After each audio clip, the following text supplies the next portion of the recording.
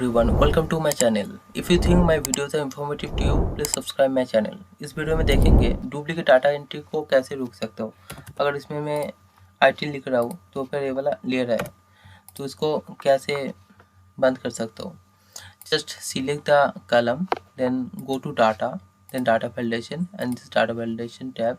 Okay, and here you got this option. You can also by shortcut alt plus D plus L you will got this option. Okay, and in this here in this drop down go to this custom and here write the formula is count if bracket open, then select the column, then select this and press F4, this will be fixed, then comma, then select the first active cell, then close the bracket and less than 2.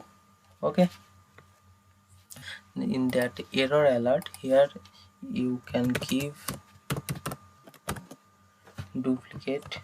Okay, and in the message you can give duplicate value, then click OK, and here it is ready.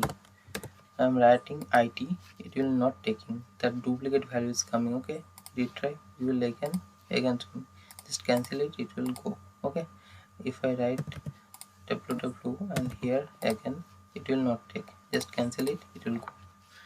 And if you think this is informative to you, please subscribe my channel for this informative video, and thank you for watching.